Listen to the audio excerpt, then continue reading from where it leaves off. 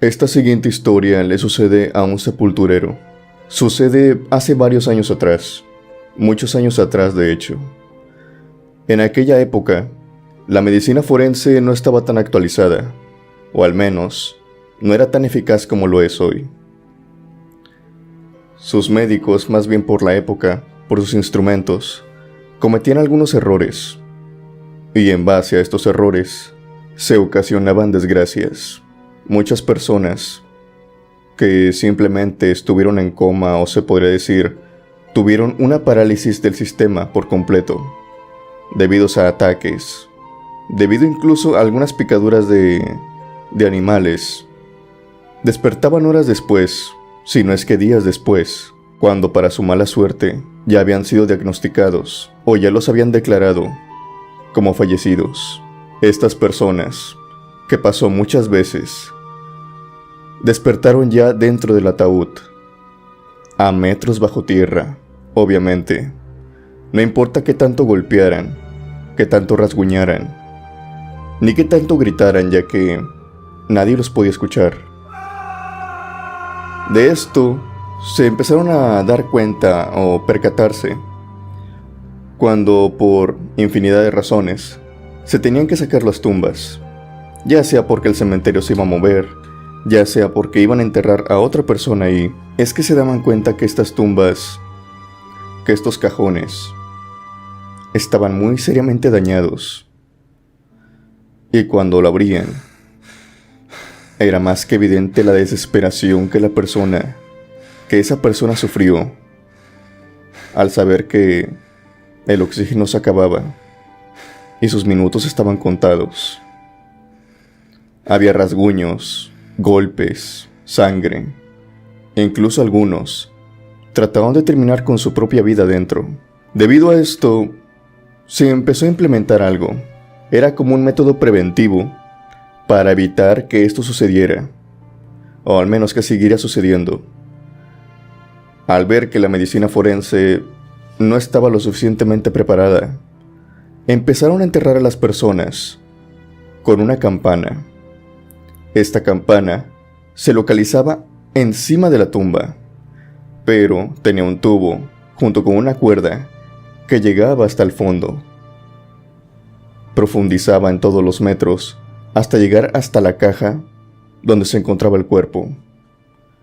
Si es que la persona despertaba y dada la casualidad de que aún siguiera con vida, esta persona podía tocar la campana con mucha fuerza, haciendo notar que la habían enterrado vivo. El sepulturero que estaba cuidando el cementerio, ya sea de día o de noche, tenía la obligación de desenterrarla y obviamente dar aviso a los familiares y a las autoridades correspondientes. Esto ayudó mucho, ya que en una gran parte se lograron sacar personas vivas. De hecho, los sepultureros estaban muy al pendiente durante las noches sobre escuchar cualquier ruido, ya que el viento también ocasionaba que las campanas tocaran, pero era más que evidente cuando tocaban ya había alguien adentro, había alguien enterrado, ya que la campana tocaba con una cierta desesperación, casi al borde de caerse. Una vez ya explicándoles esto, creo que ya les puedo explicar con más detalle la historia, ya que este sepulturero realizaba su rondín como cualquier otra noche. Estaba checando, custodiando la necrópolis, cuando en ese momento de repente oye una campana, una de estas campanas, tocarse con tanta furia, con tanta desesperación, que obviamente fue cuestión de segundos para que él estuviera enfrente de la tumba de la cual provenía el sonido. Este sepulturero dice que al llegar a esta tumba, primero que nada le llamó algo la atención. Más que nada, fue la lápida que se encontraba enfrente de él. Y puede decir abiertamente que si no se hubiera fijado en esta tumba, en lo que decía esta inscripción de la lápida, probablemente esta historia no pudiera ser contada. Primero que nada, trató de entablar conversación con la persona que se encontraba dentro, mediante el tubo que iba con la cuerda. Podían perfectamente hablar mediante este tubo. De hecho, se usaba para tratar de tranquilizar a la otra persona. Así que el sepulturero se inclinó y empezó a hablar con ella. Le preguntó: ¿estás viva? Una pregunta que incluso podría parecer algo absurda, pero tenía sus motivos. Acto seguido, después de que la voz le contestara que sí, que por favor que lo sacara, un sí desesperado, unas palabras casi destrozándose por dentro, el sepulturero acto seguido le dijo: no te preocupes, te voy a sacar. Simplemente quiero que me digas tu información. El sepulturero le preguntó: tú te llamas Emilio, eres de la familia tal, y fuiste aquí enterrado hace 2 días. La persona que venía del ataúd, metros abajo de la tierra, le contestó que sí, que se trataba de él, que por favor lo sacara de inmediato, lo más rápido posible, ya que quería ver de nuevo a su familia. Se lo decía con tanta desesperación que probablemente cualquier otra persona ya estuviera escarbando, ya lo estuviera sacando de ahí, quitando la lápida, destrozándola a punta de marro. Pero el sepulturero tenía otro plan. Bajó su pala y con toda la tranquilidad del mundo se cruzó de brazos. Estuvo ahí un instante y le dijo a la voz que venía de la tumba: lo siento, pero no te voy a sacar. Lo que te dije, el Emilio y el tal apellido que te dije, la familia, yo las acabo de inventar. En realidad esta tumba pertenece a una mujer. Su nombre es Diana. Y ella fue enterrada hace 25 años. Aquí está la fecha. Después de haber dicho esto, la voz desesperada ya no dijo nada. La campana dejó de tocarse y el silencio gobernó por lo menos por algunos minutos. El sepulturero tomó su pala y le dijo unas últimas palabras antes de irse, antes de apartarse de esa tumba. Le dijo: no sé lo que eres, ni sé lo que quieres hacer, pero no te voy a dejar salir. La campana jamás volvió a tocarse.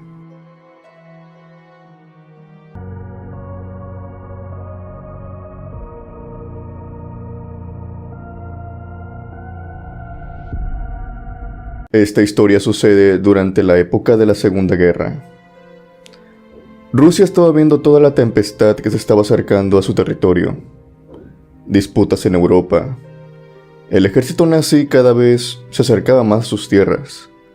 Y pese a que había tratos en ese momento, el gobierno ruso, el gobierno soviético, con los alemanes, no se estaban fiando del todo. Sobre todo porque otras potencias, tales como Japón, también se estaban sumando a la causa. Italia, además. Y entonces, el gobierno ruso de esos años decidió ponerse manos a la obra. Movilizó ciertas tropas a sus fronteras, y mientras reclutaba más soldados, más que nada por si necesitaba entrar en conflicto, tener una buena guarnición de elementos. Todos los soldados experimentados fueron llevados a las fronteras, así como también a ejércitos de avanzada, mientras que los reclutas nuevos, como todo soldado debe de pasar, tuvieron que adiestrarlos, tanto en combate, en armas, y en los elementos como en el ambiente. Ambientes sumamente hostiles. Más que nada, esto era para fortalecer la mente del soldado y acondicionar su cuerpo para soportar temperaturas extremas, sobre todo en las tundras rusas, en los bosques rusos, bosques llenos de nieve, que por lo regular era la parte más prudente por el cual entrar en su territorio. Esto le pasó a un pequeño escuadrón de soldados. Eran simplemente soldados rasos, con escaso tiempo de entrenamiento, pero este ejercicio, el cual iban a hacer en la nieve, era obligación de todos los escuadrones. Si bien para el año que sucedió esto, ya estaban pasando cosas cada vez más incómodas, más que nada en el territorio europeo, se tenían que dar prisa en adiestrar a los soldados. Muchos escuadrones que fueron a hacer este ejercicio volvieron de nuevo a la base o cumplieron con su objetivo, pero otros tantos no lo pudieron hacer. Claro está el ejemplo de que antes de que este escuadrón saliera, el escuadrón que había salido tan solo un día antes que ellos, no había regresado a la base. Explicaciones para esto: los mayores, los de cargo superior, los superiores a ellos, tales como su general, su comandante, el capitán incluso de las fuerzas, decían que era porque simplemente, de seguro, fuerzas alemanas ya se estaban brincando para el territorio ruso y los habían encontrado. Obviamente esta explicación los ponía un poco más nerviosos a todos los soldados, pero de igual manera servía para ir con más precaución sobre los bosques. Así fue como este pelotón se metió entre la tundra rusa y empezó a hacer su ejercicio. No era un ejercicio de lo más difícil. Bueno, en lo que objetivo respecta, no era tan difícil. Simplemente llegar a un punto, llegar de punto A a punto B y regresar, soportando todas las tormentas de nieve, la temperatura bajo cero y lidiar con animales salvajes. También eso les enseñaría supervivencia. Más que nada era lo que buscaba el ejército ruso. Por este camino, el cual era un cabo, el que llevaba el rango superior en este escuadrón, el que los estaba guiando. Un cabo con poca experiencia, podríamos decir, ya que apenas tenía menos de un año en el batallón. Más que nada, simplemente era para que los guiara. Se encontraron con una tormenta de nieve. Una tormenta bastante fea. Les exigía demasiado su cuerpo. Vientos a más de 30 kilómetros, con una fuerte ventisca de nieve. Y por si fuera poco, la temperatura descendió todavía aún más. Estos soldados eran más que conscientes que estaban bajo un dilema. De por sí, el bosque ofrecía poca o nula protección en base a estas tormentas, que si no encontraban una cueva pronto, o no encontraban una montaña, o no encontraban una superficie sólida con la cual ellos pudieran refugiarse, ya que eran varios, el tiempo estaba contra reloj, y si no la encontraban, ellos también jamás volverían al batallón, ya que básicamente eso es una sentencia. Probablemente muchos en el escuadrón llegaron a pensar que esto le había sucedido al pelotón que había salido antes que ellos, al escuadrón que había salido antes que ellos. Los había agarrado una tormenta y simplemente sus cuerpos habían quedado ocultos entre tanta nieve que era difícil de encontrarlos, cuando de pronto, entre toda la ventisca, entre toda la nieve, entre todo el viento, alcanzaron a ver una silueta. No cualquier silueta, era la silueta de un soldado que llevaba su mismo uniforme, un soldado ruso, enfrente de ellos caminando. Les tengo que explicar que en estas tormentas de nieve es muy difícil de ver personas a escasos metros, ya que toda la nieve, todo el viento que está tapando casi por completo la vista. Es muy difícil de ver más allá de 10 metros, o incluso si la tormenta es muy fuerte, más allá de algunos 3 o 4 metros. No hay mucho campo de visión. No puedes ver un panorama totalmente descubierto. Lo único con lo que te puedes guiar y con lo que estaban haciendo ellos era con la brújula, porque de enfrente a ellos no sabía lo que había. Sin embargo, entre toda la ventisca, entre toda esta obstrucción de vista, alcanzaron a ver esta silueta del soldado. Y al ver que llevaba su mismo uniforme, el cabo volteó, contó a todos sus reclutas. Y no era un recluta que se hubiera pasado enfrente, no era un recluta desorientado. A final de cuentas, el cabo era el que tenía que guiarlos, era el que tenía que ir enfrente de ellos. El recluta que estaba enfrente de ellos no era de su escuadrón, a lo que rápidamente pensaron que a lo mejor se trataba de un recluta de otro escuadrón, del que había salido antes que ellos, que no había vuelto. El cabo fue el que tomó la iniciativa. Se acercó rápidamente a él, ya que este recluta les estaba dando la espalda. Estaba caminando enfrente de ellos dándoles la espalda. El cabo trató de llamar su atención, con un lenguaje militar que ellos conocen muy bien. Simplemente le ordenó que se identificara, que quién venía. El recluta jamás contestó, pese a que el cabo se esforzaba por llegar hasta la nieve en la que estaban caminando lo impedía por completo.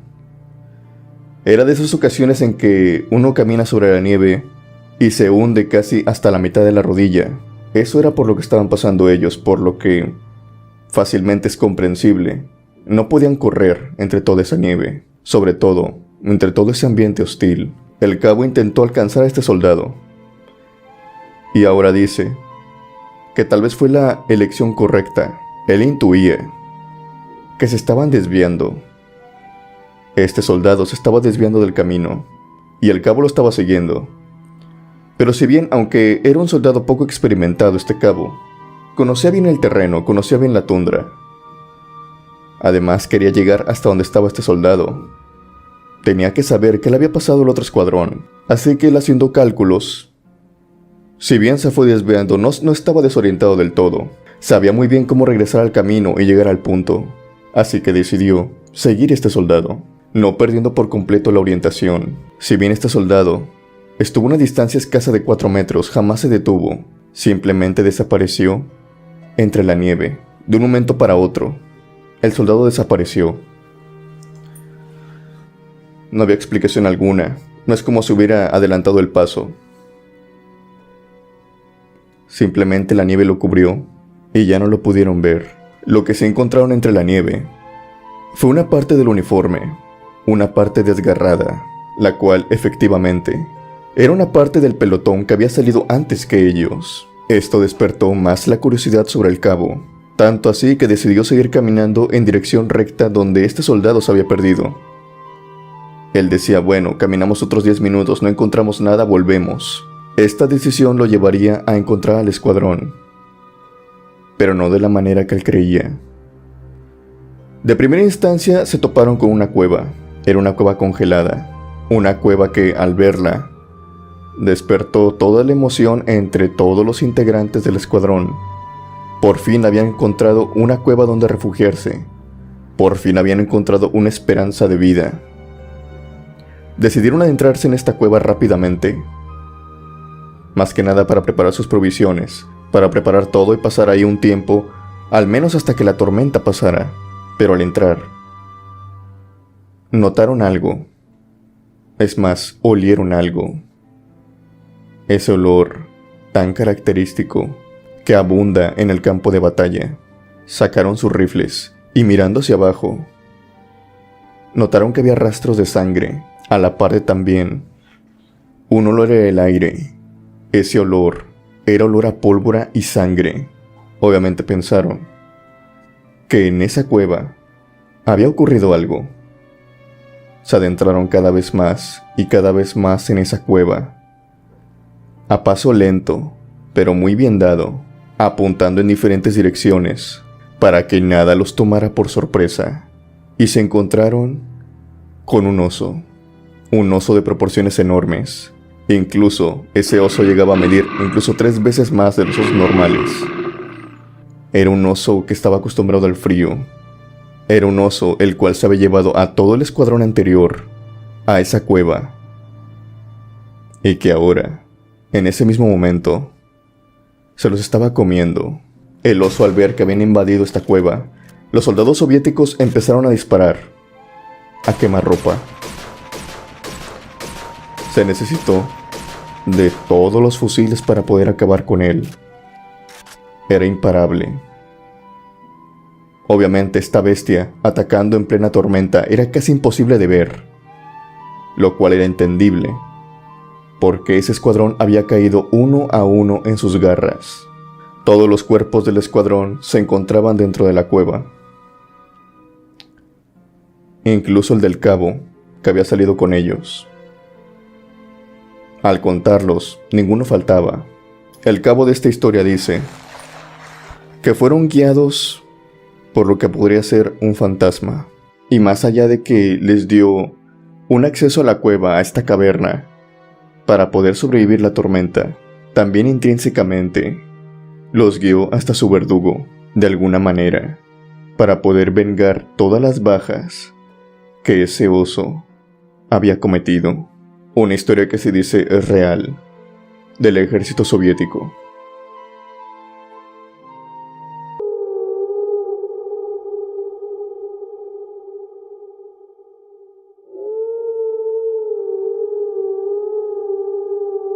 Esta siguiente experiencia viene de parte de una enfermera.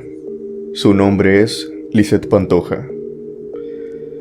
Lisette en aquel tiempo, cuando nos cuenta que vivió esta experiencia, que la marcó para el resto de su vida, ella dice que apenas se trataba de una universitaria recién egresada de la licenciatura de enfermería.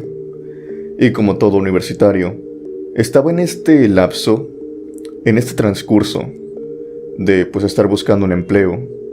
Cuando sales y solamente lo único que tienes es tu servicio social, el que hiciste, pero nada de algo de experiencia por fuera. Por lo que mientras metía currículums en los hospitales a los que a ella le interesaba trabajar en ellos, también decidió tener trabajos momentáneos. Más que nada era para pagar ciertas cosas de su vida, apoyar en la casa, pero también correspondientes a lo que había estudiado en su carrera. Era decir, era enfermera privada, iba a casas de algunas familias y cuidaba enfermos. Suministraba inyecciones, ponía sueros, etc, etc, etc, lo que se requiere de una enfermera. Esto era muy bien remunerado económicamente hablando, sobre todo con las familias más pudientes, ella explica, que eran las que la contrataban más tiempo, pero también eran las que mejor pagaban. En dado caso, Lisette se encontraba sin trabajo, y una de estas familias le habló. El servicio que esta familia requería era de cuidar a la anciana de la familia, la abuela de la familia, una anciana que tenía 82 años y que se llamaba Beatriz. Lisette acudió a esta entrevista, le explicaron todo lo que tenía que hacer en cuestión de cuidados hacia esta abuelita, y empezó con su trabajo con normalidad, aunque si bien los cuidados no eran nada del otro mundo, eran cosas que Lisette ya sabía.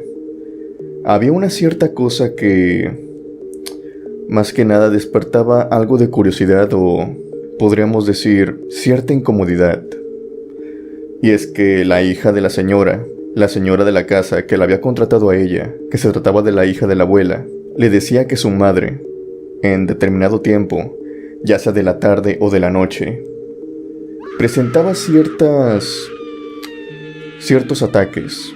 No ataques en lo que viene siendo de su cuerpo, ¿no? Se encontraba enferma, pero no le daban ataques de esa índole, sino que ella explicaba que la abuela sufría de ciertas alucinaciones.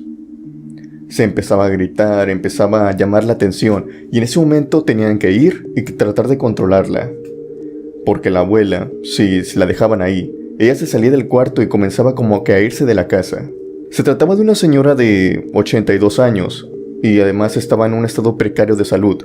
No se movía rápido, pero obviamente esto despertaba cierta preocupación por parte de la familia. A Lisette esto, digamos que lo mantuvo en cuenta, y sí lidió con ello varias semanas. Trabajó con esta familia cerca de 2 meses. Cada vez que la abuelita se ponía así, ella tenía que subir y tratar de controlarla. Ella es una persona muy compasiva, muy empática, por lo que ella y la señora se llevaron bien en cuanto a 2 días, 3 días. Se volvieron muy amigas. Lisette nos dice que, a pesar de que esto era catalogado como ciertas alucinaciones de parte de la abuelita, ella cuenta que había algo que despertaba cierto temor, al menos en un inicio. A veces a ella le encargaban quedarse casi por completo 24 horas. A veces en esas partes del día, ella y la abuelita se quedaban solas en la casa. Los familiares iban a ver a la abuelita, obviamente la mantenían en constante vigilancia. No solamente dejaban a Lisette, pero se turnaban ciertos familiares, los nietos, los hijos. Pero en el transcurso de que uno se iba y uno llegaba, podían pasar 1 hora, 1 hora y media, 2 horas, no máximo de ese tiempo. Pero a final de cuentas, Lisette y esta señora se quedaban solas durante 1 hora y media. Y era precisamente en este momento, en ese transcurso, en ese lapso de tiempo que las cosas extrañas pasaban. Era como si algo estuviera esperando precisamente el momento en que ellas dos se quedaran solas, como para que pasara.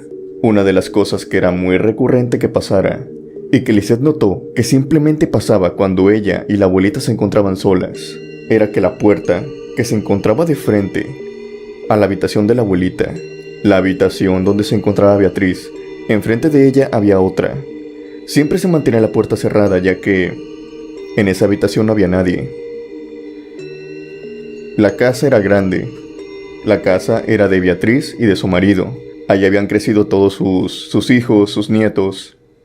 Pero obviamente los hijos se fueron, tuvieron sus familias, y su marido había fallecido, así que prácticamente la casa estaba sola para Beatriz solamente. Por lo que las habitaciones, en la mayoría, estaban desocupadas. Y esa habitación era una de ellas. En esta habitación ocurrían las cosas extrañas, según cuenta Lisette, cuando todos se iban, y la casa estaba en completo silencio, a excepción tal vez de algún televisor encendido. Se empezaban a escuchar golpes, que venían precisamente de aquella habitación, pero no eran golpes, digamos, que pasaran desapercibidos. Eran golpes algo lentos, pero con una muy buena fuerza, la suficiente fuerza para que sonara alrededor de toda la casa, para que Lisette se percatara de ello. Lisette en múltiples ocasiones subió y abrió esta puerta, abrió este cuarto. En este simplemente ella dice que estaba una cama, un ropero y un espejo. Era una habitación, pero no había nadie en ella. Esto no le pasó ni una vez ni dos, le pasaron varias veces a lo largo de estos meses. Varias veces, siempre que subía, no había nadie. Y como parte de la rutina, estos golpes, que ella dice duraban a lo mejor 1 minuto sin cesar, golpeando. Y al momento de que ella subía, estos paraban. Ella abría la puerta y no había nada, y casi inmediatamente, Beatriz, la abuelita, comenzaba a gritar desesperadamente. Comenzaba a tener uno de esos ataques, una de esas alucinaciones, como ella decía. Muy descontrolable. Lisette dice que esto era mucha coincidencia, pero a final de cuentas, trató de no darle tantas vueltas al asunto, ya que no quería sugestionarse. No quería, como quien dice, empezar a asustarse con cosas que tal vez tuvieran relación, pero ella se negaba a verlo. Los días igual fueron pasando, y llegó una noche, esa noche que dice Lisette, fue la peor de su vida. Todo comenzó cuando la señora de la casa, la hija de la abuelita, de Beatriz, le dijo que tenía que salir un poco más temprano que lo de costumbre. Tenía que arreglar unas cosas con su hijo, por lo que tendría que dejarla un periodo todavía más largo sin el cuidado per se de un familiar. Su hermano llegaría por eso de las 2 de la mañana, por lo que Lisette y Beatriz se quedarían solas por eso de unas 3 horas. Lisette ya se había quedado sola con Beatriz ciertos días durante la noche, pero no tanto tiempo, simplemente como 1 hora, como ya lo expliqué. Le dijo que no habría ningún problema, por lo que esta señora se fue, y Lisette se quedó en la cocina de la casa, que se encontraba en la primera planta, y las habitaciones en la segunda planta, acomodando todos los medicamentos de Beatriz, preparando la inyección, los medicamentos, el suero. Y tan solo pasaron cerca de 30 minutos, cuando de nuevo los golpes se escucharon en la parte de arriba. Lisette obviamente ya sabía lo que venía. Los golpes se escuchaban, y después Beatriz comenzaba a gritar. Ella se paró de inmediato, caminó hacia las escaleras, y antes de que pudiera empezar a subirlas, escuchó otros 2 golpes, pero estos ya no venían de la escalera, sino que venían de la puerta de enfrente, de la puerta principal. Ella pensó enseguida que tal vez se había adelantado un familiar.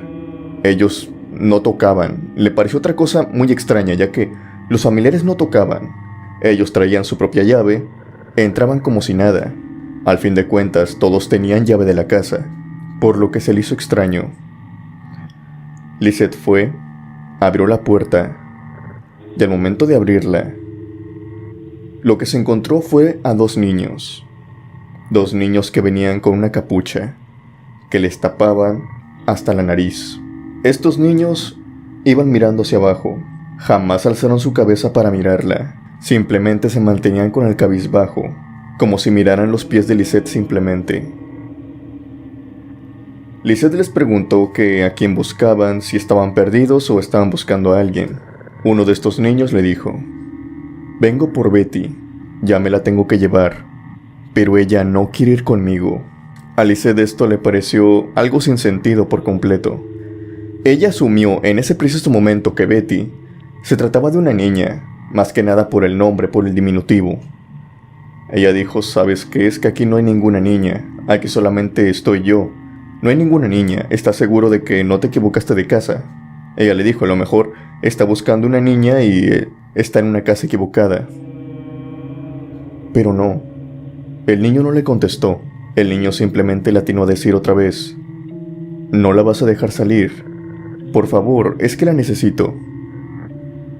Le decía con una tenue voz, con una voz casi angelical. Ella dice: una voz muy bonita para un niño. Lisette le vuelve a repetir: aquí no hay ninguna niña, lo lamento. Dime, a lo mejor te puedo ayudar y está en otra casa. O le preguntó: ¿están perdidos o algo? Eran niños que ella asume como de 9 a 8 años. Sin decir nada más, estos dos niños se dieron la vuelta y comenzaron a caminar, dándole la espalda a Lisette por completo, de forma muy súbita, de forma algo incluso grosera, podríamos decir. Cuando Lisette estaba al borde de cerrar la puerta, ya dispuesta a irse, a meterse de nuevo en la casa, uno de estos niños volteó y le dijo: yo soy el que está golpeando. No vuelvas a abrir la puerta.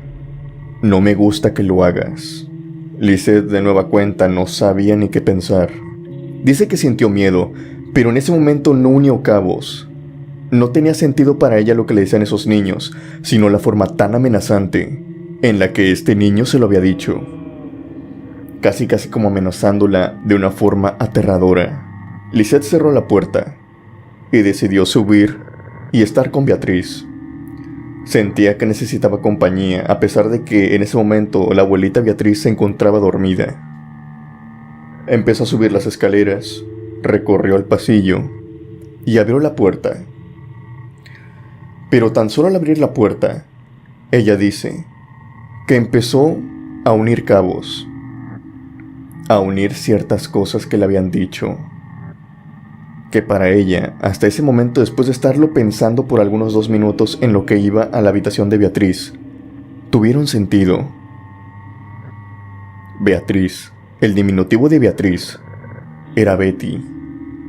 Y los golpes, tal vez se trataban de la puerta que se encontraba a sus espaldas, de la puerta de la que siempre escuchaba golpes cuando ella y Beatriz se encontraban solas.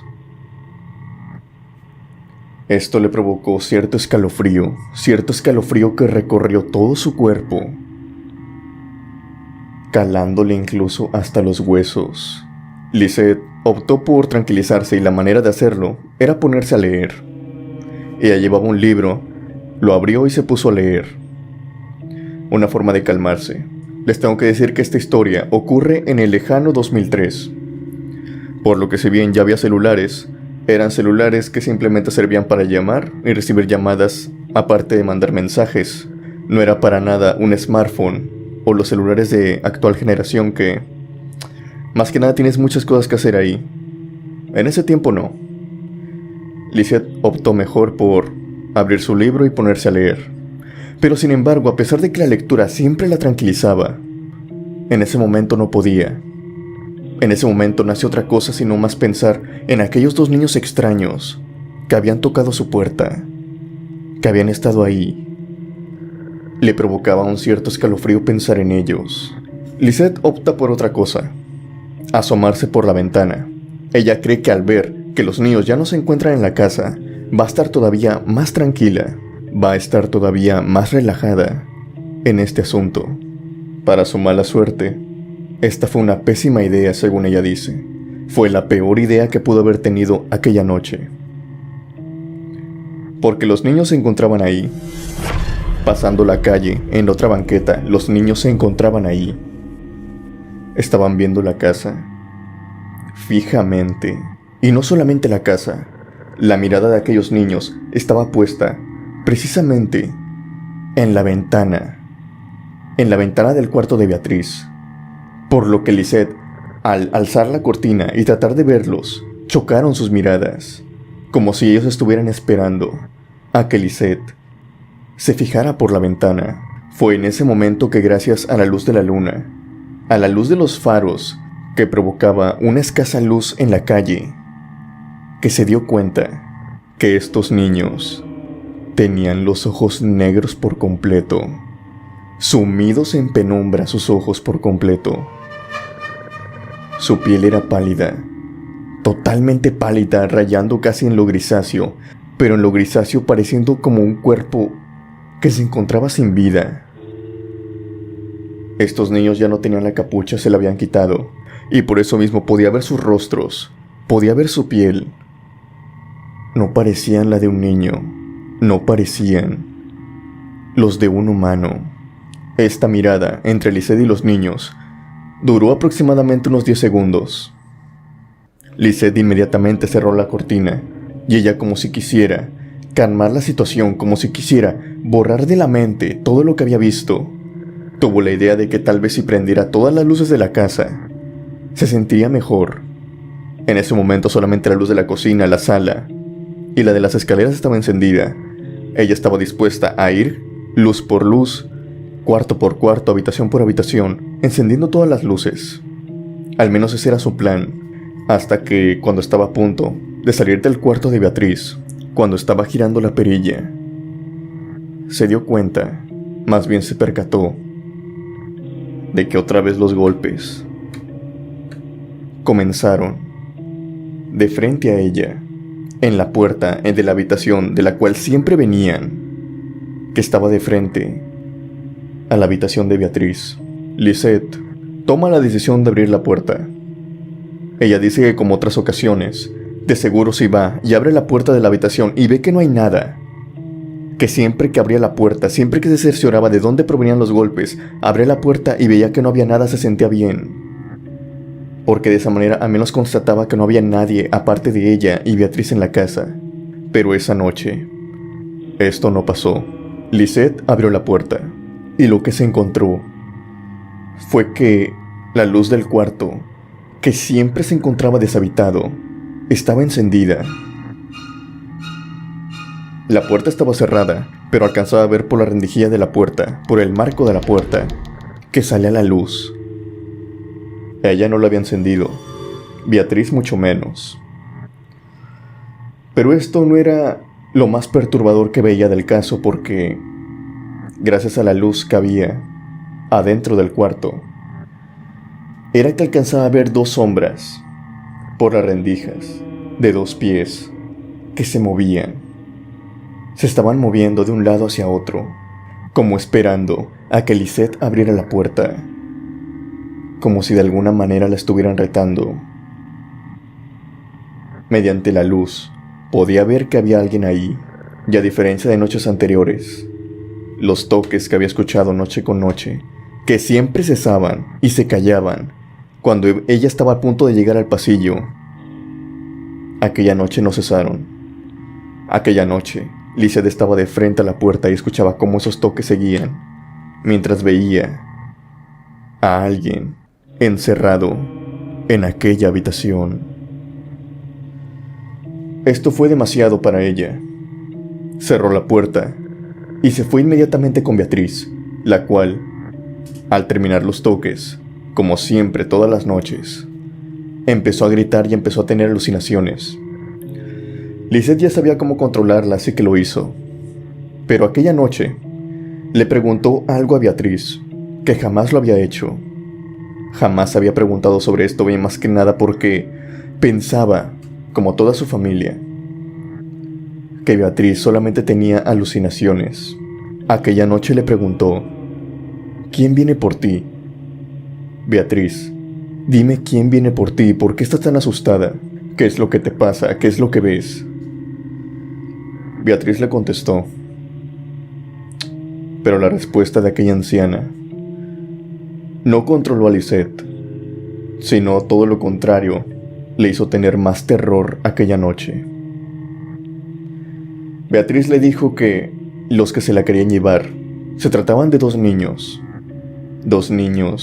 totalmente pálidos, con ojos negros, que siempre se encontraban en su casa, que siempre veía en los pasillos, que siempre la jalaban de su cama y trataban de tirarla, y que por ellos precisamente su salud no podía recuperarse.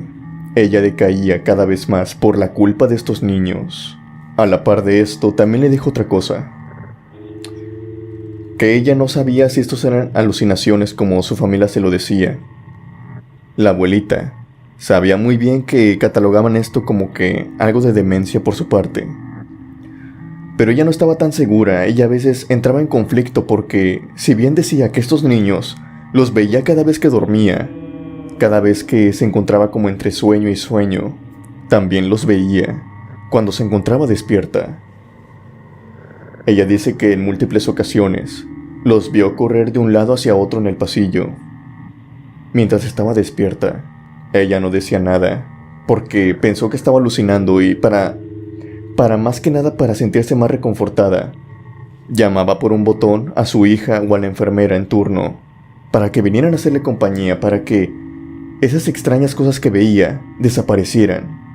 A veces funcionaba, otras veces no.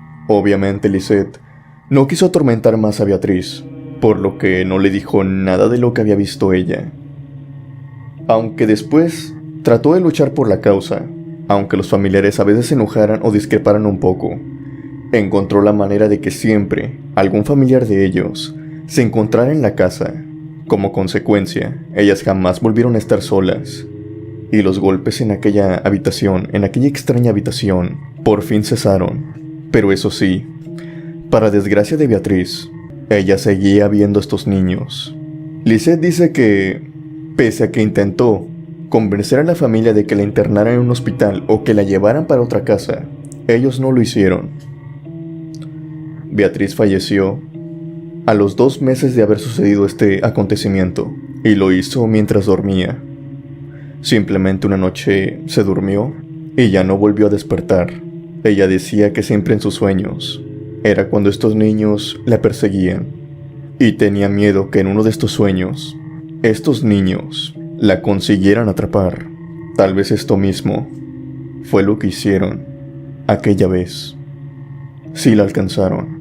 Lisette dice que esta experiencia jamás la va a poder olvidar. Y a pesar de que ha vivido otras experiencias aterradoras también en el hospital, ninguna como esta, un encuentro que tuvo con los niños de ojos negros.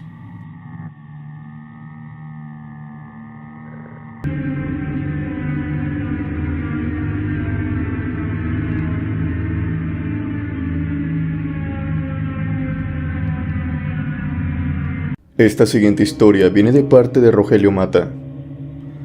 Él nos cuenta que más allá de ser una simple historia, o más allá de ser una historia de terror para él, fue un evento que lo dejó seriamente traumatizado por algunos años. Esto le pasó cuando él tenía apenas 13 años. Rogelio dice que, al menos en su niñez, que era durante los años 80, era un chico que podríamos catalogar como un poco rebelde, un chico un poco, bueno, a decir verdad, muy desobediente con sus padres. Rogelio dice que los quería, pero simplemente tenía un carácter que no compaginaba con ellos. Obviamente a Rogelio no le gustaba la escuela, no le gustaba obedecer órdenes, lo que detonó en muchas peleas con sus padres. E incluso él admite que varias veces él estaba equivocado, pero tenía un orgullo desde niño, que obviamente al paso de los años fue cambiando. Esto le pasó cuando él tenía 13. Cuando tenía esa edad, múltiples veces ya desde que tenía 10 años, se había ido de la casa. pero no era como que se fuera y durara varios meses fuera, simplemente se iba 1 o 2 días y después regresaba, o su padre iba por él y lo traía a la fuerza. Rogelio tenía un pésimo comportamiento a grandes rasgos. Dentro de este pueblo, que él dice que era un pueblo rural, todos se conocían con todos, también vivía un señor que por otro lado no había tenido suerte en la vida. Había tenido su familia, su esposa ya había fallecido, y sus hijos se habían ido cada quien para su lado. Ya se trataba de un señor mayor, un señor que, por obvias razones, siendo de los hombres de antes, no se podía ocupar de cosechas, ya no se podía ocupar de cosas que demandaban mucho esfuerzo en el cuerpo. Al cumplir sus 80 años, decidió vender sus tierras, decidió vender sus pertenencias, para de esa manera por lo menos tener un poco de dinero, para poder pasar su vejez sin mayor problema. Porque los hijos de Don Lencho, por otro lado, se habían ido y se habían olvidado por completo de él. Ni siquiera lo visitaban. Don Lencho sobrevivía a base de este dinero, solamente de recolectar basura. Era un anciano muy querido en el pueblo. Siempre se le veía en la calle, y por obvias razones, al estar él completamente solo, decidió vivir en una pequeña casa. Una pequeña casa que tan solo constaba de 2 habitaciones y su baño. Una pequeña casa de lámina, a las afueras del pueblo. Don Lencho y Rogelio se llevaban bien. No eran mejores amigos, pero Rogelio explica que Don Lencho lo había ayudado en algunas cosas a lo largo de su vida, al menos hasta ese momento. En una noche de noviembre, que hacía demasiado frío, él explica, se peleó nuevamente con su madre. Su madre, obviamente, ya no toleraba casi el comportamiento de Rogelio, así que le pasó a decir que si quería ir de la casa, que se fuera, pero que ya no volviera. Obviamente estas palabras suelen suceder, suelen salirse sin querer, en el calor de una pelea, incluso de una madre a un hijo, por lo que Rogelio, con 13 años, decidió salirse de su casa, nuevamente, como otras veces ya lo había hecho, con su mochila que simplemente llevaba ropa y otro par de zapatos. Tomó su bicicleta, la cual siempre se llevaba a su escuela, y emprendió su camino. En este pueblo, Rogelio dice que se conoció un camino muy peligroso, pero no peligroso porque fuera de eventos paranormales. Se le decía, o se le conocía en el pueblo, como el camino del diablo. Pero no porque personas lo hayan visto, ¿sí? No era porque personas hubieran visto al diablo o hayan sido testigos de algún evento paranormal o fantasmal. Simplemente era un apodo que se le había quedado en el pueblo. Era un camino que estaba en pésimas condiciones. Había mucha piedra filosa, y los autos que entraban por ahí, casi por lo regular, siempre tenían accidentes, también a la par de algunas carretas que entraban, porque curiosamente, Rogelio nos explica que tampoco era como que los animales quisieran ir a ese camino. Era un camino corto que llevaba una sierra, pero los animales no querían entrar por ahí, y los que eran obligados a entrar por parte de sus dueños, las carretas siempre presentaban alguna avería.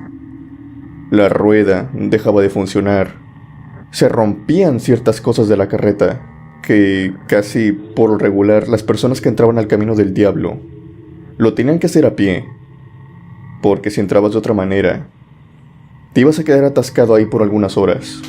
Rogelio ya había pasado por este camino. Él dice que múltiples veces ya había cruzado por este camino del diablo, para hacerse la pinta como era costumbre para él y sus amigos, para ir al río, para subir la sierra. Había pasado siempre por este camino, incluso en su bicicleta, pero jamás había pasado de noche. Es curioso cómo cambian las cosas, el panorama. Tan solo es cuestión de quitar la luz para que el escenario cambie por completo. Rogelio explica que decidió ir por el camino del diablo para llegar más rápido al río. Él y sus amigos tenían ahí una especie de cabaña que habían construido con la suficiente inteligencia que podían tener algunos niños de 13 a 14 años. Él pensó pasar ahí la noche, más que nada porque hacía mucho frío. Eran los meses de noviembre. Rogelio siguió por este camino Obviamente pensando mal de su padre, pensando mal de su madre. De todo, iba furioso. Cuando iba por este camino se tuvo que bajar de la bici, ya que como dije antes, estaba en pésimas condiciones. E incluso para una bicicleta, se le dificultaba estar en una posición de equilibrio para él. Se bajó de la bici y empezó a caminar con su bici a un costado. Eran los años 80, así que no tenía nada, no tenía ningún artefacto, ninguna lámpara llevaba con él para alusarse en el camino. Así que quiero que piensen en este panorama. Era un camino solitario, a las afueras del pueblo, sin ninguna luz que ilumine, más allá de lo que pueda ver tu vista, adaptada a la oscuridad de la noche. Solamente la luz de la luna era su única amiga, o la única que podía iluminar su camino, al menos lo suficiente. Con este viento que había en noviembre, obviamente la luz de la luna a veces era apagada por las nubes. Era un clima nublado, como para agregarle todavía más dificultad a la situación. Rogelio no iba con miedo, por lo que no iba sugestionado para explicar lo que le pasó.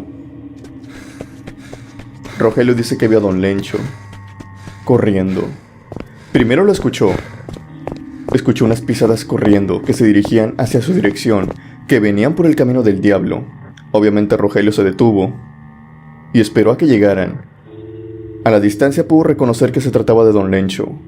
Don Lencho se trataba de un anciano, por lo que le sorprendió de sobremanera verlo correr hacia él. No era un señor que corriera, incluso se movía lento, pero esa noche se estaba moviendo con mucha velocidad, en dirección hacia Rogelio.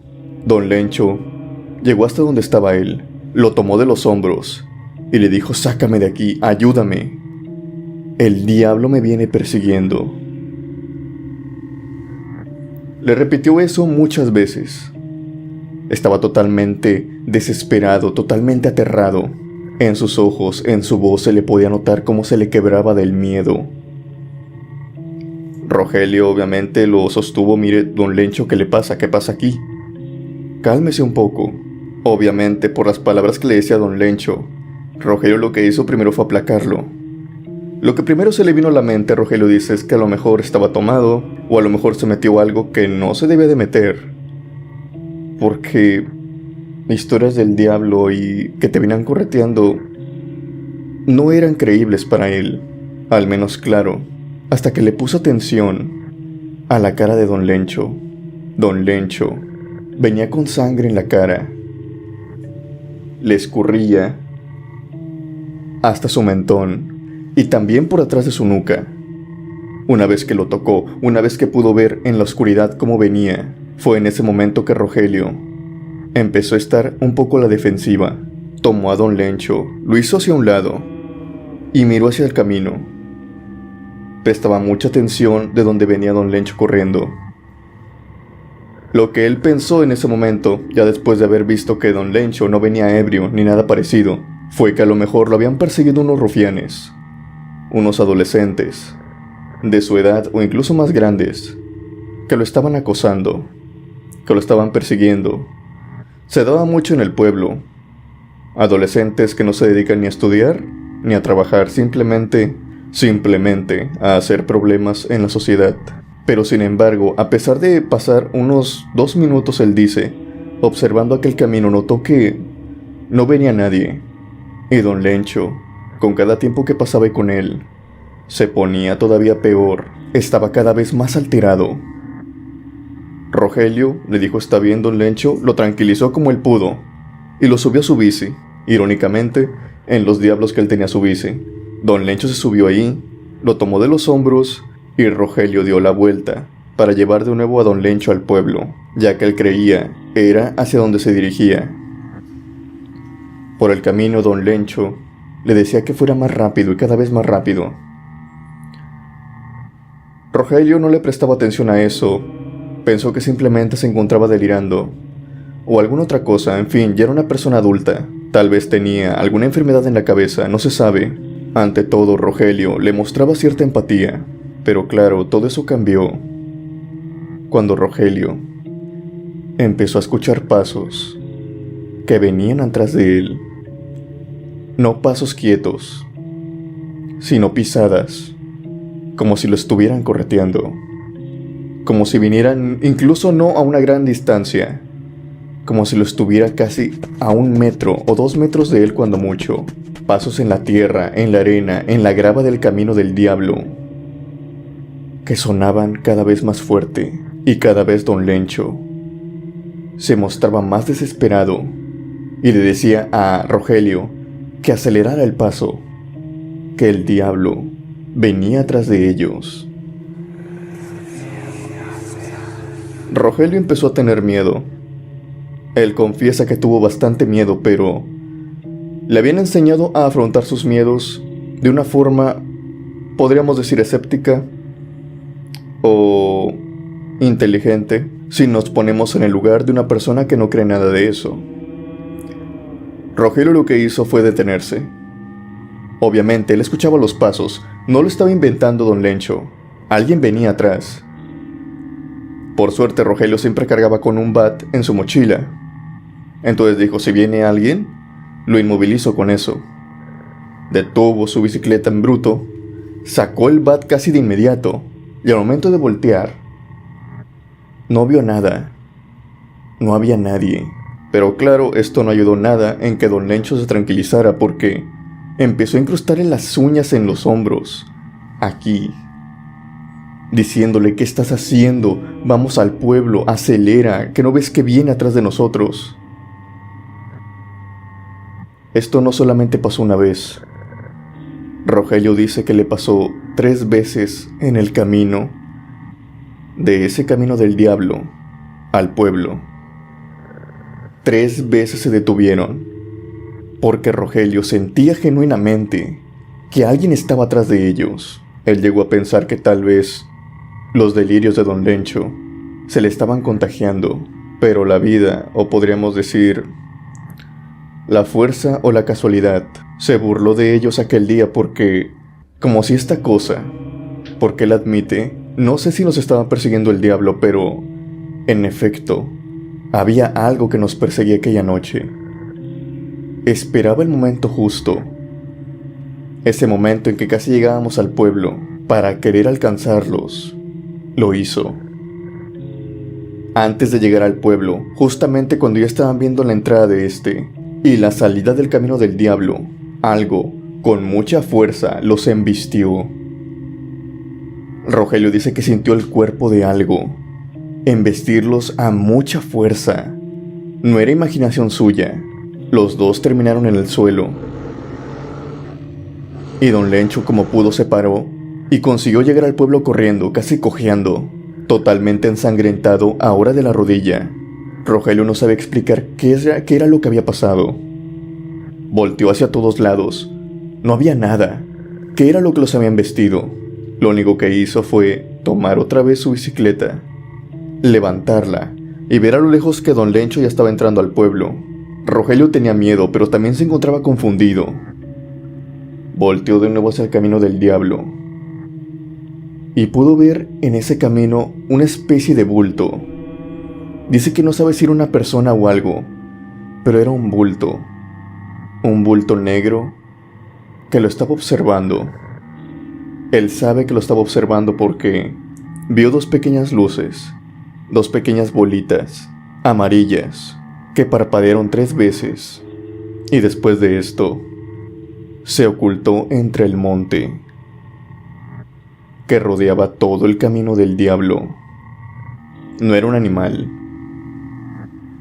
Él sabe que no era un animal. Está completamente seguro porque su extremidad, la que vio, se parecía mucho al brazo de un humano, al brazo de una persona. Como si éste se arrastrara, pero su cuerpo no era el de una persona, era simplemente una bola que simplemente se apartó del camino y se internó de nuevo entre el monte. Las cosas extrañas no terminan aquí. Esa noche Rogelio abortó todos los planes que tenía de seguir por ese camino.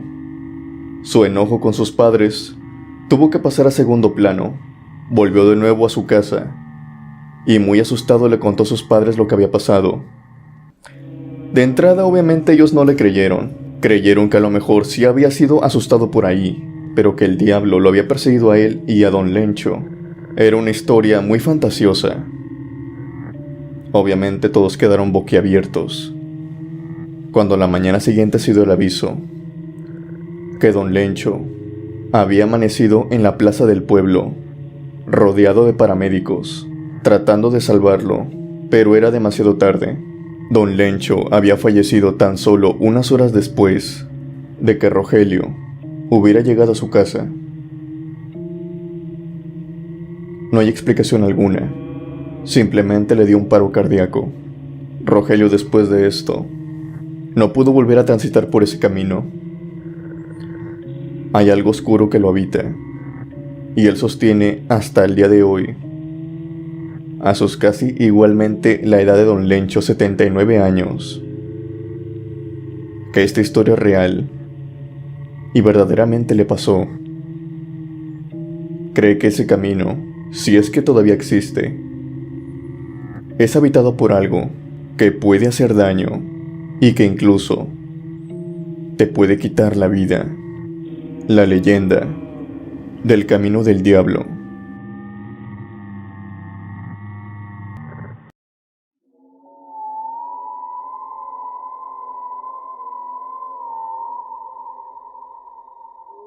La siguiente historia viene de parte de Facundo García. Facundo es un padre de familia, un padre que, por cuestiones personales, se tuvo que divorciar de su esposa. Ante todo y contra todo pronóstico, su relación no se vio afectada del todo. Él optó por irse de la casa, tener su propio departamento, pero eso sí, la relación con su ex esposa y su hijo trataba de mantenerla lo más normal posible. Esto más que nada para que su hijo no le afectara tanto toda esta separación que había. Si bien Facundo ponía mucho de su parte al igual que su pareja, su hijo cada vez estaba como que más distante. A pesar de todo esto, Facundo continuaba visitando a su hijo, frecuentándolo e incluso también sacándolo a ciertos lugares que él quería. Una de estas tantas ocasiones que era fin de semana, que iba a visitarlo, como era de costumbre un sábado, Facundo entró a la casa, que era su casa anteriormente, y empezó a tocar el timbre, más que nada por respeto. Él al entrar sabía que no había nadie, ya que no había ningún automóvil estacionado en el estacionamiento de la casa, pero aún por educación, tocó el timbre. Lo tocó varias veces, y él dice que nadie abrió. Obviamente él portaba llave de la casa, así que abrió y entró. Este día era el día que pasaba con su hijo, así que iba a ir por él, ya incluso había llamado para que estuviera listo para cuando él pasara. Sin embargo, no se encontraba nadie en la casa, o al menos es lo que él creía en un principio. Al entrar, lanzó un grito al aire. Dijo, ¿hay alguien en casa? Buscándose a lo mejor alguien se encontraba en el baño, o alguien se encontraba en otro extremo, en el patio trasero, o algo así. Pero no recibió respuesta. Él pensó que no había nadie, por lo que se sentó en la sala y encendió el televisor. Probablemente si se hubieran ido, no tardarían en llegar lo más pronto posible. Y nos relata que en la mesa del centro se encontraba una hoja que era notablemente de cuaderno arrancada, y fue ahí cuando pensó, mira, efectivamente no hay nadie, porque cuando no había nadie, su esposa siempre le dejaba una nota escrita, que habían salido, que regresaban en 15 minutos, en 20, etcétera, etcétera. Era su modo de decirle que no se fuera. Pero a pesar de que no tomó la hoja, y ni siquiera la leyó, él simplemente encendió el televisor para esperarlos. Recibió una respuesta que él no se esperaba. Del segundo piso, de la habitación de su hijo, escuchó la voz de este. Su hijo le dijo, «Papá, estoy acá arriba. ¿Podrías venir?» Él reconoció perfectamente la voz de su hijo, por lo que Facundo se levantó y se le hizo extraño porque no había nadie en la casa. Su hijo tenía 13 años. Si bien ya estaba entrando a la pubertad, no era un niño que comúnmente lo dejaran solo a esa edad. Pero a lo mejor la madre no iba a tardar mucho, y era de las primeras ocasiones que lo dejaba solo. A final de cuentas, tenía 13 años, dentro de nada iba a tener 15. Poco a poco tenía que hacerse independiente. Se le hizo extraño, pero Facundo simplemente se paró y fue caminando lentamente por la escalera. Él dice que se encontraba cansado, por lo que le dijo: ¿dónde estás? Recibió de nuevo una respuesta de su hijo: estoy en el cuarto. ¿Puedes venir, por favor? Facundo, como un método casi natural, se había levantado del sillón, pero en su mano llevaba una carta. Llevaba la carta que se encontraba allí en la mesa. Obviamente, al escuchar a su hijo, seguramente era una carta de la madre diciéndole que volvería en X tiempo, así que le llevaba en su mano.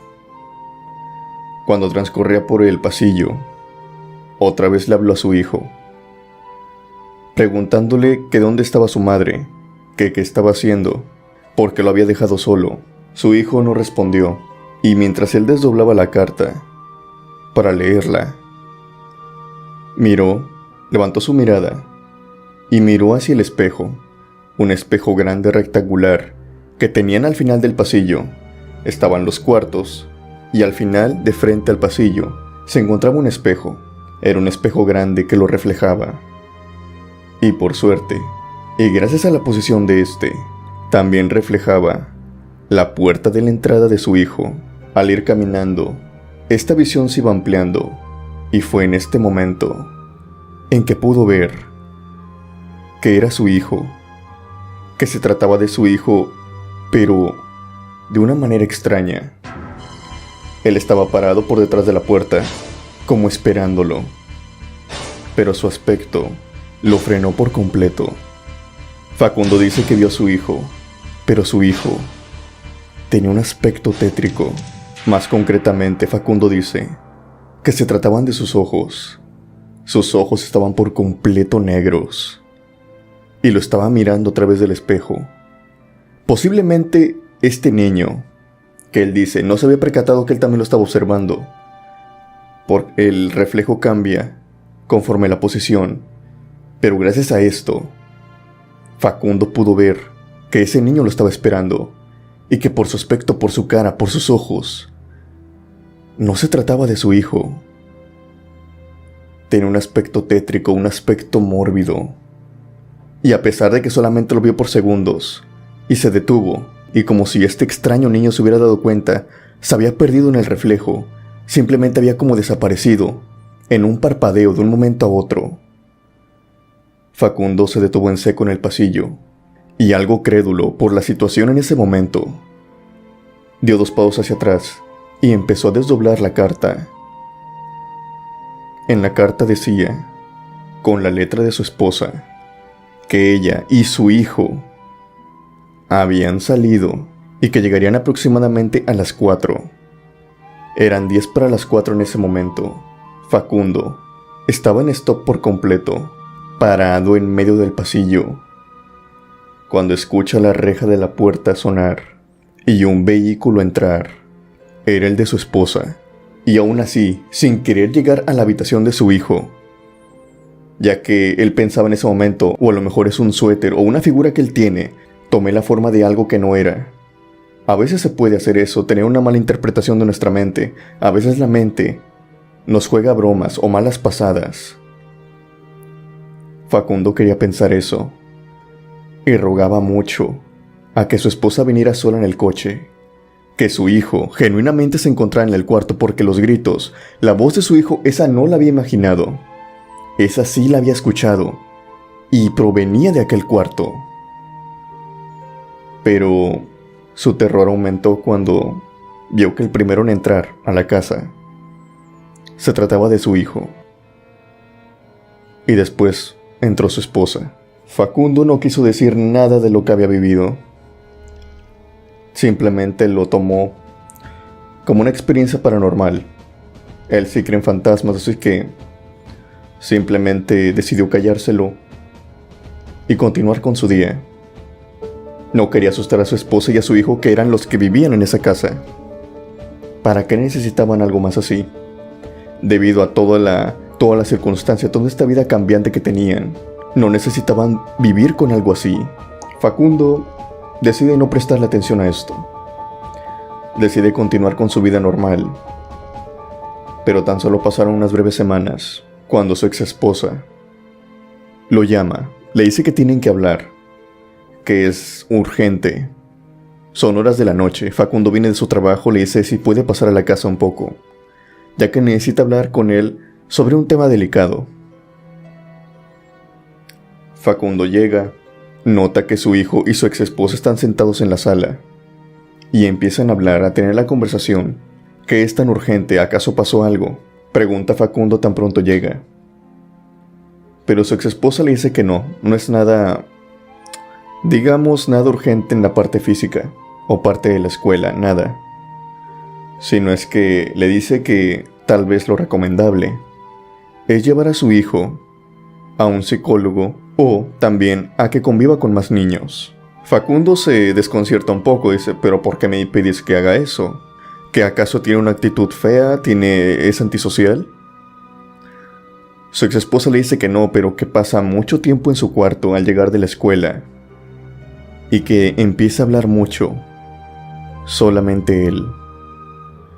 Ella cree que tiene un amigo imaginario, y es en este momento precisamente en que su hijo los interrumpe, ya que él también estaba ahí sentado. Él había hablado con su mamá antes y le había dicho que su amigo no era imaginario, que era un niño que se metía por la tarde y por la noche mediante su ventana y jugaba con él. Obviamente esto es algo ridículo porque ¿cómo un niño se podría meter a la ventana de un segundo piso? No tiene explicación alguna, por eso la madre le decía, ¿sabes qué? Estás inventando eso, de seguro tienes un amigo imaginario. Pero si bien no tiene nada de malo tener un amigo imaginario, hay que también tener ciertos límites. Pero toda la conversación se vino abajo cuando el niño le dijo, pero no es imaginario, mamá. Mi papá lo vio. Lo vio el sábado que vino. Él me dijo que lo había visto. Facundo, por obvias razones, empieza a estar pálido de nuevo. Empieza incluso a temblar con la respuesta que dio su hijo. La madre también se desconcerta, voltea a verlo y dice, ¿cómo que tú lo viste? Él no sabe qué decir. Simplemente le dice a su hijo que no invente cosas y que por favor vaya a su dormitorio, que necesita hablar con su madre. A pesar de que viene una pequeña discusión entre él y su hijo, consigue que su hijo se vaya a su dormitorio, que suba y se encierre. Una vez que se quedaron solos, Facundo le empieza a decir a su exesposa la verdad de lo que había pasado aquella noche. Él le dice, mira, no te quiero asustar, pero cuando llegué y no había nadie, yo me puse a ver el televisor. Grité para ver si había alguien, no había visto tu nota. Y alguien me respondió, alguien que tenía la misma voz de nuestro hijo. Yo subí a su habitación y vi a un niño que tenía su aspecto, o creo que tenía su aspecto, se parecía mucho a él. Lo vi por el reflejo del espejo. Tenía los ojos negros, por completo negros, y me estaba observando, como esperando a que llegara. Inmediatamente cuando termina de contar la historia dice, tal vez creas que estoy loco, tal vez creas que a lo mejor fue una mala interpretación de lo que vi, tal vez me confundí con otras cosas que tiene este niño en su cuarto, pero de que escuché su voz, escuché su voz. No sé si algo está pasando conmigo, no sé si tal vez es mediante el divorcio o la separación, a lo mejor algo está pasando ahí. En ese momento, Facundo explica que su expareja se suelta a llorar. Esto no es propio de ella. Sabe que algo malo está pasando, por lo que la toma de los hombros y le dice qué es lo que pasa. ¿Qué tienes? Ella le dice entre lágrimas y como que con cierto alivio, como que ya lo tenía que sacar ella. Dice, es que yo también veo esas cosas. Yo también estoy viendo esos niños de ojos negros, pero yo los veo durante la noche. Tú sabes, le dijo, llevaban años durmiendo juntos. Tú sabes que por las noches yo me levanto y tomo agua o tomo una bebida. Sabes que se me seca la boca durante la noche e incluso también me paro al baño. O sea que ella no tiene un sueño completamente de noche a mañana. Siempre se levanta por la madrugada. Y dice, ya hasta tengo miedo de levantarme, porque cada vez que lo hacía, cada vez que me levantaba e iba al baño o iba a la cocina, veía a esos niños. Los veía en cuestión de un parpadeo. A veces los veía parados en la cocina, otras veces en el pasillo, en las escaleras. pero desaparecían tan pronto parpadeaba, e incluso lo hacía rápido para que ellos desaparecieran. E incluso sombras y ruidos extraños los estoy percibiendo. Yo he tratado de pelear con esto y, haciendo como que no pasa nada, le respondí a ella. Pero veo que tú también los oyes. E incluso también he escuchado. Ella le dijo que incluso también había escuchado la voz de su hijo. Cuando él se encontraba en la escuela, se había confundido varias veces ella. Facundo nos dice que no sabe por qué pasan este tipo de cosas.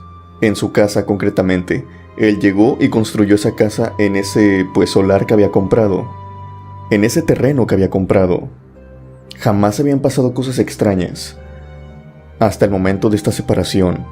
No sabe si fue que tal vez su hijo jugó con algo, o abrió la puerta a algo, o invitaron algo a su casa, y buscó la forma de que su hijo y su exesposa se fueran de esa casa. Primero entraron en las casas de algunos tíos y ahorita están rentando en un fraccionamiento distinto. Él ha decidido vender esa casa ya que él trató de afrontar este tipo de cosas, quedándose una noche en esa casa. Fue la peor noche que había pasado porque sentía genuinamente que alguien lo veía. Facundo sentía la mirada de alguien muy penetrante en la sala. Él se durmió en la sala y aunque tenía la luz de la cocina encendida y la luz del baño, que daba suficiente iluminación, aparte de la tele encendida también de la sala, sentí una mirada que venía de las partes oscuras de la casa. Estas miradas eran como de repudio, de enojo, como que no les gustaba para nada a algo o a alguien que estuviera en esa casa. Facundo, después de esto, se arregló con un sacerdote para que fuera a bendecir la casa. Él dice que si bien ya nadie más se ha metido, por suerte su hijo dejó de ver a este extraño niño de ojos negros que él dice se metía por su ventana cada atardecer o en la noche para jugar con él. La casa aún sigue en venta y no ha conseguido a alguien que se la compre. Si bien ya está bendecida y no sabe si esos extraños seres aún están corriendo por ahí, aún no están esperando. Dice que no lo quiere saber. Él explica que no quiere volver a esa casa y no sabe en qué punto su casa se convirtió en una completa pesadilla para él. Cada vez que entra solamente puede pensar en esos niños de ojos negros.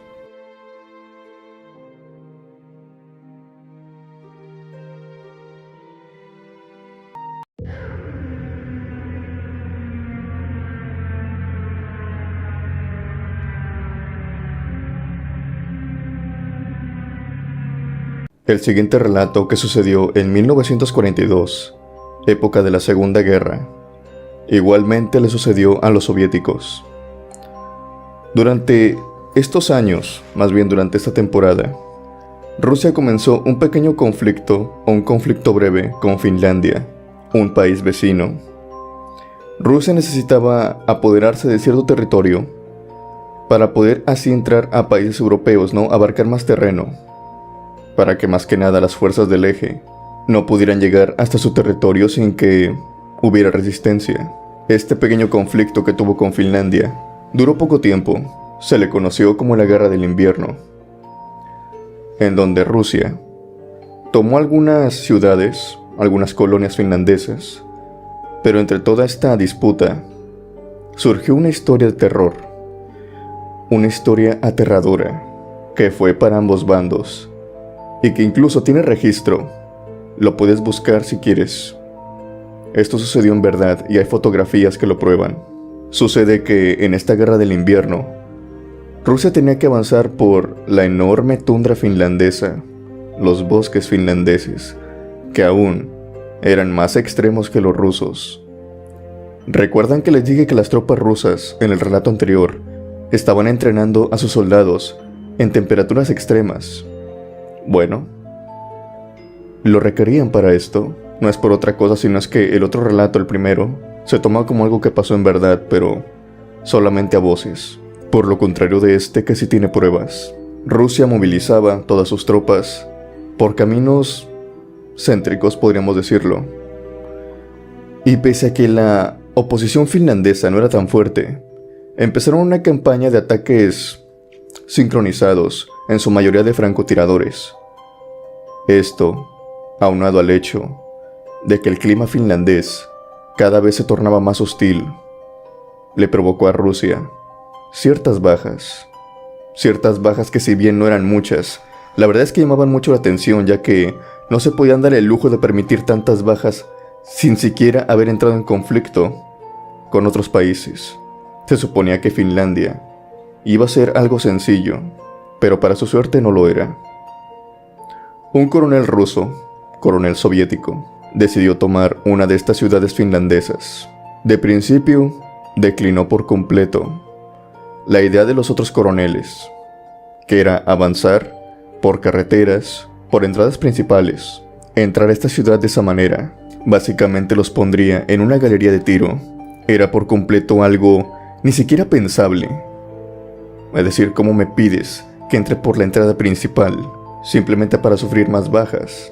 Este coronel ruso tomó la decisión de adentrarse y rodear la ciudad para, como mejor le conveniera, tomarla, pero pasar por el bosque que la rodeaba. Si bien muchos civiles finlandeses no se oponían a que Rusia tomara esta cierta parte del territorio, es decir, había un cierto grupo, pero otro grupo de finlandeses, la verdad, no ponían oposición alguna. Recibieron, más allá de ciertas amenazas, una advertencia de personas finlandesas. Les decían que no pasarán por el bosque, que si era necesario, por su bien, y fijándose muy bien y haciendo énfasis en la vida de los soldados rusos, que entrar por el bosque era básicamente que ya no iban a salir. Los rusos pensaban entrar por la noche, lo cual lo volvía peor en sus palabras. Los finlandeses les contaron la leyenda, la historia, de que en ese bosque, en los bosques, habitaba una criatura que se desconocía cómo era su forma, pero que sí se conocía muy bien las víctimas que él tenía. Decían que no era un animal, pero tampoco se podría decir que era un humano por cómo dejaba a sus víctimas. Era difícil que lo fuera, pero por esto mismo, por cómo las dejaba, con tanta maldad que se podía ver en cada una de sus víctimas, era difícil que se tratara de un animal, porque tan solo la mente retorcida de un humano sería responsable de tan excesiva malicia con un cuerpo. Si bien esta historia a gran parte de los soldados rusos les dio un poco de temor, pensaron que ese era el propósito de los finlandeses.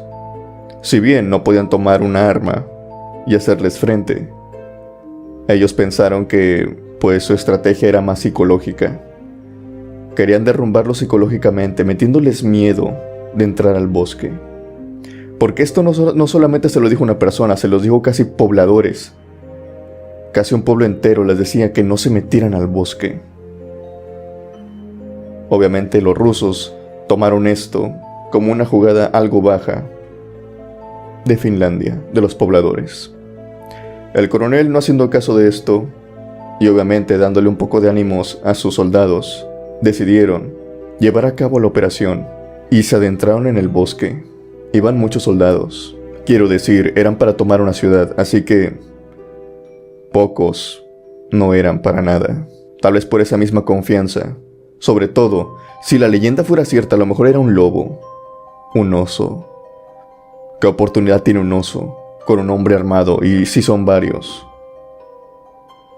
Decidieron entrar, pero la historia de los rusos, de esos soldados soviéticos, al menos termina aquí, porque no se volvieron a ver. Y después, la historia se retoma, pero del lado finlandés, cuando por el día, el ejército finlandés, obviamente la oposición, la resistencia, llevaba a cabo ciertas guardias, pero por los límites del bosque. Cuando se dieron cuenta que había un olor extraño, ese olor a putrefacción que emanan los cuerpos, que se puede oler a metros, y si son varios, el olor puede llegar a kilómetros, como lo era el caso de esta historia. La resistencia finlandesa, que estaba conformada por soldados, pero además también muchos civiles.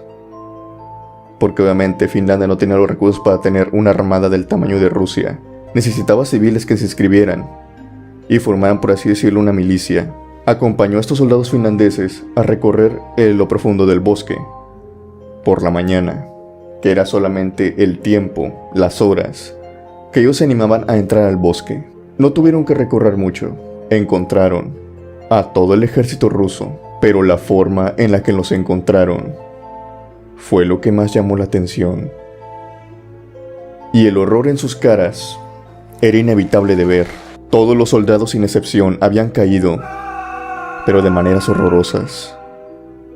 Las condiciones eran prácticamente impensables. No porque sus cuerpos estuvieran esparcidos por toda la nieve. Sí, en efecto, pero las condiciones en las que nos encontraron enfatizan mucho. Eran asombrosas a la par de terroríficas. Lo que estás a punto de ver es una foto real. Y los que están escuchando en Spotify se lo relataré. Lo que cuelga de extremo a extremo es piel humana, arrancada y tendida en un árbol, como si de ropa se tratara, como si se tratara de una prenda más. Las señales de sadismo en todos los cuerpos resultaban tétricas. Algo los había atacado, algo de forma bestial, pues tenía garras, colmillos, pero tenía la suficientemente inteligencia para no solamente atacarlos, sino hacerlos sufrir, porque muchos de esos soldados sucumbieron mediante el sufrimiento, la tortura, cual sea que fuera esta cosa que los atacó. Disfrutaba hacerlos sufrir. Como dije antes, entre el ejército finlandés iban personas de pueblos. Obviamente no podían dar explicación alguna a lo que había pasado, por lo que sus superiores, los capitanes finlandeses, los generales, decidieron darles una explicación algo ilógica, pero más que nada era para no infundir el miedo en el pueblo. Ellos dijeron que los soldados rusos habían sufrido un motín en base a que no habían llevado suficientes provisiones, y obviamente al empezar a escasear la comida, empezaron a atacarse los unos con los otros. Una explicación que no tenía sentido, pero que a final de cuentas la tomaron. Sabían en verdad lo que había pasado, pues las provisiones estaban llenas en el campamento de los rusos. Simplemente algo los había atacado. Y lo que más sorprendió a los soldados finlandeses, los que tenían cierta experiencia en el campo, es que no había señales de batalla. Para explicarme mejor, había señales de forcejeo. En efecto, los soldados rusos habían disparado, habían atacado a algo. Incluso algunos habían corrido, pero señales de batalla significa que del otro extremo, al menos como ellos pensaron, a lo mejor fueron emboscados. No había rastros. Era como si los soldados les estuvieran disparando al aire, rastros de pólvora por todos lados, en ninguna dirección en general, sino en todos lados, como si hubieran sido atacados de diferentes flancos, pero rastros del contrincante, del que los había atacado, no había ninguno, excepto las marcas de las garras y todos los cuerpos destrozados que había dejado a su paso en el ejército soviético. Jamás se le encontró explicación a esta historia. La bestia que habita en los bosques de Finlandia.